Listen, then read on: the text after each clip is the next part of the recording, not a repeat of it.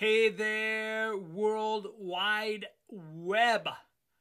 This is Matt Moore. Welcome to my YouTube channel. So, we've been going on a little journey, or I've been going on a little journey. Maybe you have been too. But I'm recovering from rotator cuff surgery. And I got it bad. If you watch my other videos, I totally destroyed my shoulder, ripped everything there was to rip in my shoulder, got bicep tenodesis, however you say that. And so really I'm on a long road to recovery.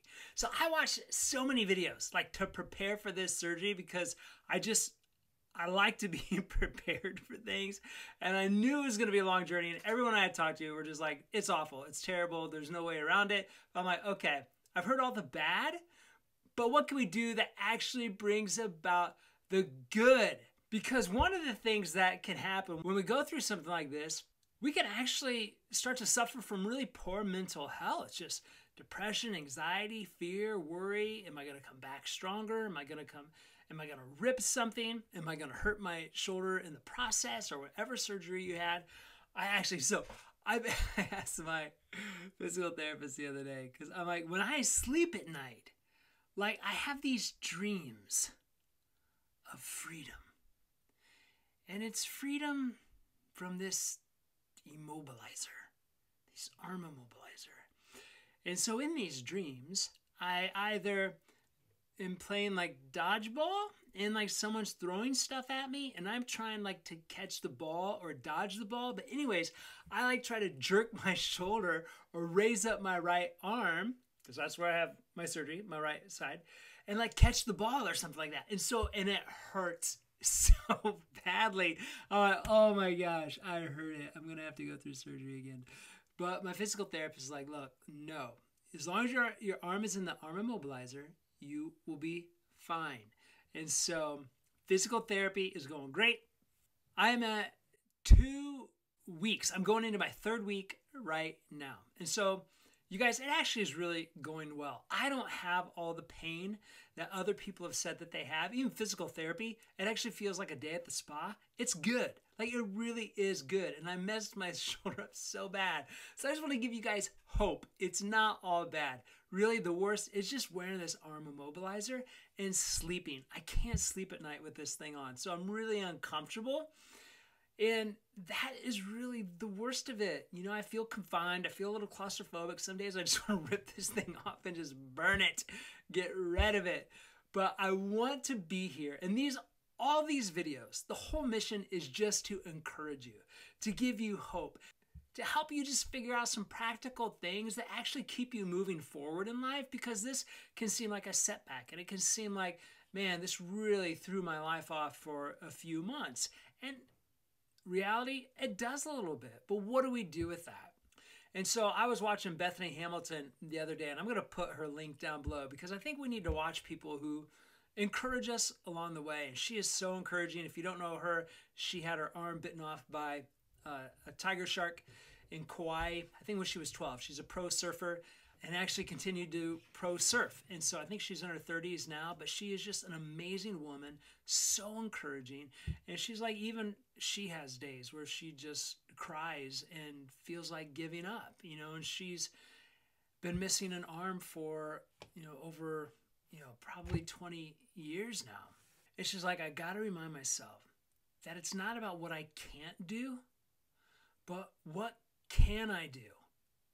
If it's a setback, what can I do for that setback actually to launch me forward?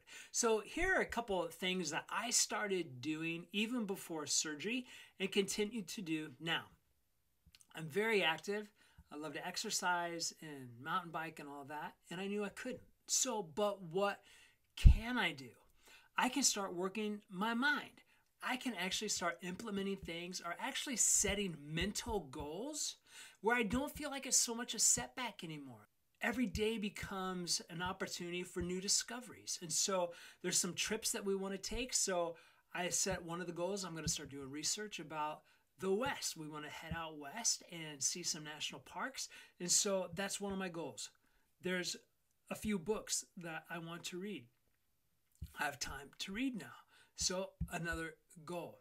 there's some recipes that I want to experiment with because I like to eat really healthy, and we'll tap into diet and exercise and things like that in future videos. But so I started recording some diets.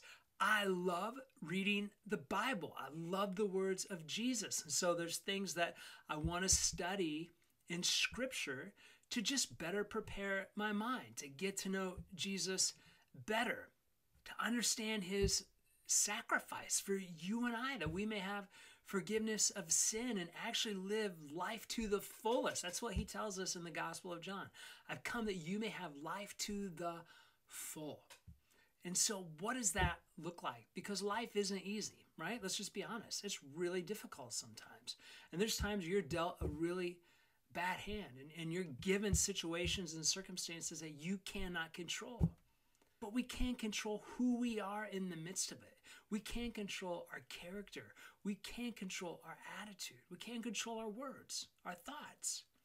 So how do we prepare ourselves for that? So that's one of the things that I'm really putting some attention to.